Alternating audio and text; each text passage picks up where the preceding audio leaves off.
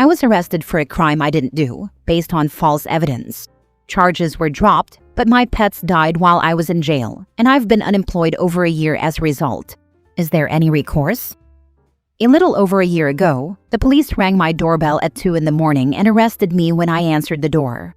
I got to jail around 3 a.m. and stayed in the waiting area until 10 p.m. that night. I had no food that entire day. I was then moved into a jail cell where I was held for 2 days. I finally got to see a judge who informed me that I was arrested for sexually assaulting someone. I also got to see a social worker that day who helped me call a bail bondsman. We got that sorted out, but it took another 1.5 days for me to get released. I was in jail for a total of 5 days. Apparently, the reason I was in jail for so long and things moved so slowly is that the jail has a policy of only moving inmates in certain minimum group sizes. Crime was so slow that they weren't hitting the group sizes for a long time. That's why I sat in the waiting room all day, and why it took 4 days to get to a judge and be released. When I got home, I found my 2 cats dead. I think they died of dehydration. I was also fired from my job because my arrest was publicized. I hired a criminal defense lawyer. What we discovered is that the victim of this crime gave 3 totally different descriptions to the police when she called 911, the next day when she talked to an investigator, and a few days later when she remembered the details about me. Each description of the person and the car they drove was completely different. Ultimately, the case got dropped because I had a very strong alibi. My security cameras showed me and my car at home while the crime occurred. It's been 16 months, and I still haven't been able to get a job because the news articles about my arrest are still at the top of my Google search results.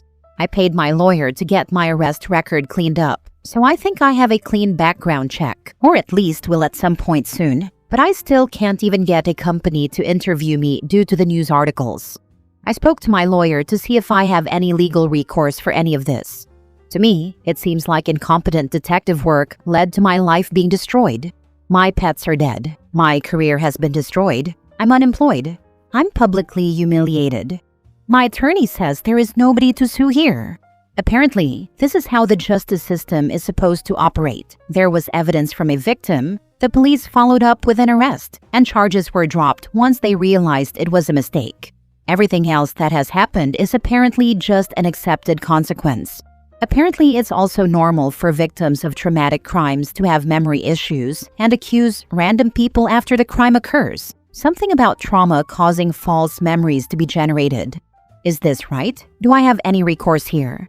It feels like my life has been ruined, and I'm supposed to just accept it. Location: Texas. Now for the advice. The police have immunity, so there is no recourse there. Some mugshot sites let you pay to have the picture removed, so you can try that, and you can also pay to expunge the arrest and court record. Aside from that, all you can do is explain the situation to potential employers if it comes up on background checks. And as a more extreme measure, you can change your name to dodge the Google search results. Individual police officers have immunity. The police department or city does not. Even if the officers had acted appropriately in regards to his pets, the career issue is really the news article. Even if he has his record cleaned up, that's outside of what the courts can do. But as long as they reported the facts, arrested for X. I mean, it's the truth. Even if the court of public opinion says that means guilty, the news article itself doesn't. Could he ask them to take it down? Sure, but they legally wouldn't have to. It's not fair that people make the assumption they do, but who here actually is acting in bad faith? Again, in regards to his career and criminal record besides the companies. You can't force them to give someone an interview.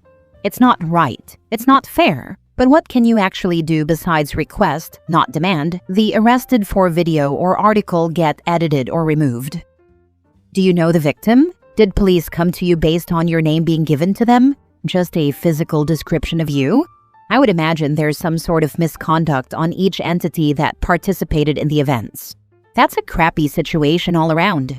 And I hate that not only someone was assaulted and the assailant wasn't found, but that now your life is impacted because of it. No, I don't know how this lady got my information. She reported my license plate number to the police a few days after the crime and picked me out of a photo lineup, although that's shoddy too. My best guess is that a few days after the crime, I went to a restaurant in the area of town where she lives. I've been assuming she somehow combined a memory of seeing me that evening near the restaurant with the evening when her attack happened. It was a few blocks from that restaurant. My lawyer actually pursued the path that this might have been something vindictive. We hired a private investigator to look into her, and they didn't find anything.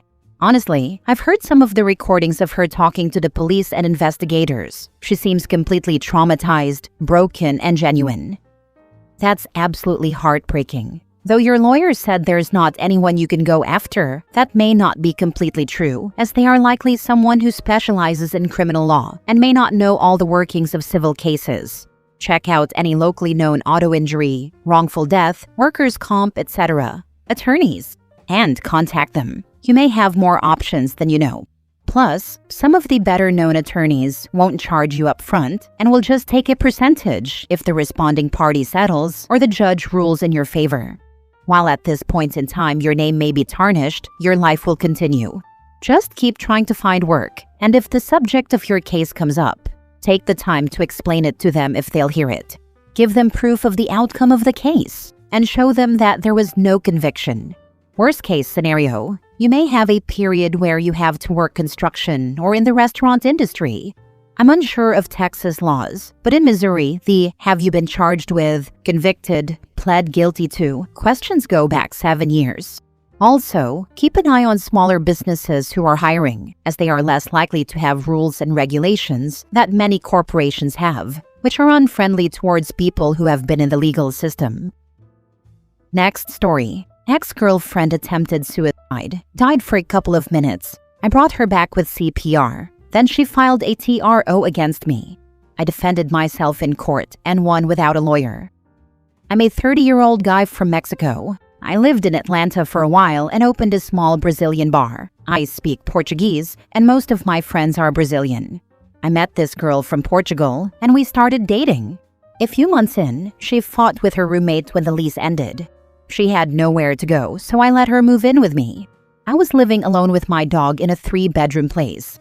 Later, her family came from Portugal, and I even let them stay too. Things were good. We even started a cleaning company that was doing really well. We rented a bigger place together. She was great, except she sometimes drank too much. The lease was under my name since I had the papers. The day we moved in, we had a dumb fight. Don't even remember why. Fights kept happening, so eventually, we agreed to break up, but keep the business 50-50 and live together until the lease ended. One night, her mom knocked on my door, saying my ex was acting weird. I checked, and she was just drunk and half asleep. We even joked a little, and I told her mom to let her rest. The next day around 8 p.m., I heard her weakly calling my name. I went to her room, and she was vomiting.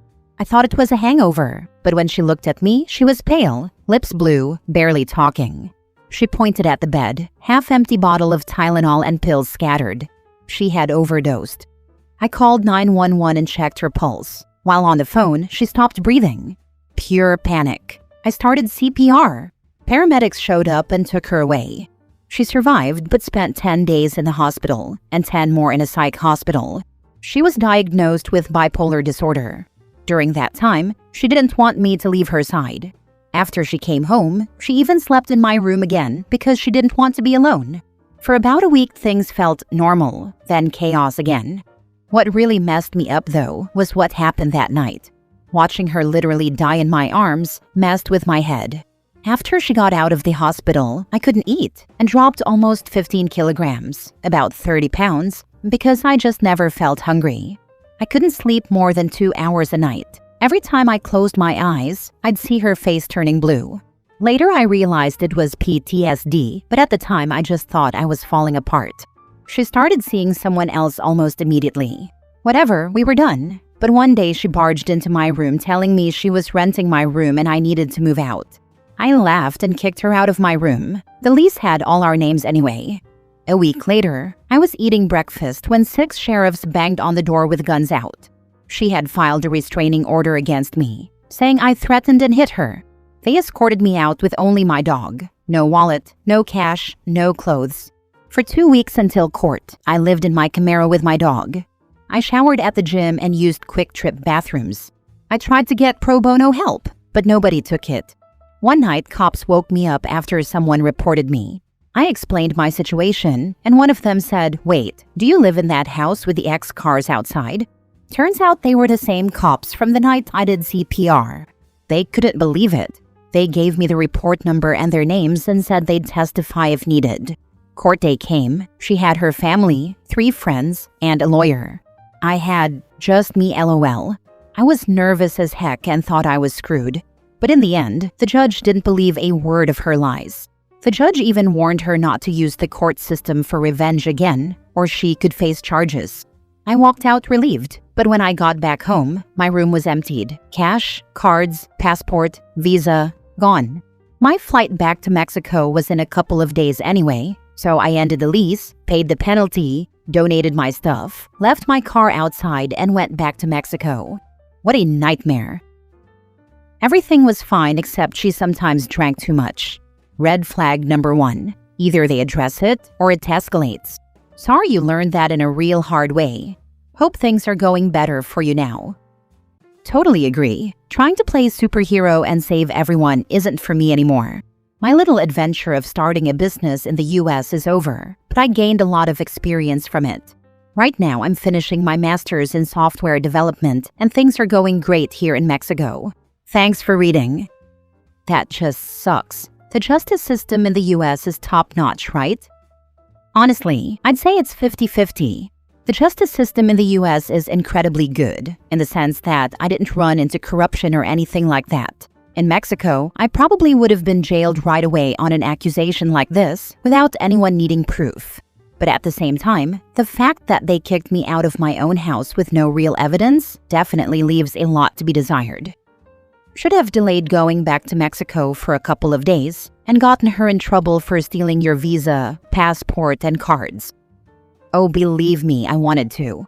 Retaliation was the only thing on my mind, but time wasn't on my side. No cash, no cards other than Apple Pay, and my stay in the US was about to expire in just a few days, so leaving the country was urgent. I still have all the information about her and her family, so maybe at some point I'll come up with something, though I'm not sure if I'll have the stomach to actually go through with it, haha. Last story, falsely accused and it's ruining my mental health. I need to talk. I just need to tell someone. I'm feeling extremely suicidal and just really would like to be heard. A girl I hooked up with from Tinder reported me for a rape that never occurred a few years ago. I found out last week. I found out she filed a report years ago because my social media is now being issued warrants by my local court. They don't know my identity, which is why I'm assuming they're going to crazy lengths. I came to this country as a preteen with nothing, poverty, disabled brother I take care of. I had to drop out of college to support my siblings and eventually found my way in life. I've built something good for myself. It's now all threatened by a hookup I had. Luckily, I recorded the encounter with consent. She tried to pressure me into dating her after she found out I was well off, and I kept rejecting her. I ended up blocking her. Although I haven't been asked for a statement yet, I know it's a matter of time before they unveil my identity and either go straight for my throat with trial or ask for a statement. I doubt they'd be wasting all this time for just a statement. The scary part was, there were multiple people in the house when we did the deed. They could have easily all given statements that I violated her after the video stopped. I'm terrified. I didn't rape her. It was consensual. I'm terrified of my evidence not being enough. I'm terrified of going to jail and leaving my disabled brother to fend for himself and leaving my elderly mother alone. I'm terrified of losing the girl I'm currently in a serious relationship with. I'm terrified of it all. I never violated anyone. I just didn't want to date her. I made it very clear before meeting. I'm scared. I haven't slept in days. I haven't eaten anything. I just had to force myself to eat something and it made me want to throw up. I feel lightheaded and nauseous. I can't help but think about ending my life. I know it's not a better option. I know it doesn't solve anything. I just don't want to feel this way. I haven't done anything in my life to deserve this false accusation. I've never hurt anyone. I've never stolen. I've never caused harm. I just didn't want to date her. I keep going over the entire 3-week connection with this woman in my head and every chat log I have saved.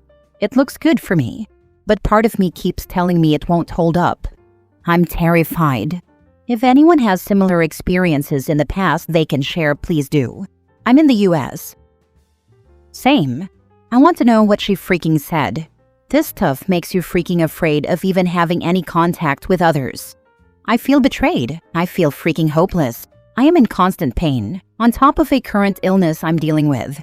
Why did they even convince and assume that the other person is trusted? Because it's easy to put the accused on trial, and not the accuser. Yeah, rape shield laws are BS. Weaponized justice system, that's what it is. We are here for you. Many people in this group are going through similar struggles. I also am struggling with not being able to sleep well and not feeling hungry. But if I don't eat, it is worse. So I try to make myself eat something, and I usually feel better after that. I try to take a long walk in the morning. I practice silent meditation. I take antidepressants and have for a long time. But even that couldn't prevent a major depressive episode when I got laid off a few weeks ago, 4 months before trial. Have you already hired a lawyer? If warrants or subpoenas have already been issued, then the legal process has begun. Hire a lawyer, and don't talk to any cops without first consulting with your lawyer. If you need to invoke your Fifth Amendment right, say so. I invoke my Fifth Amendment right. That is recommended, over just not saying anything at all.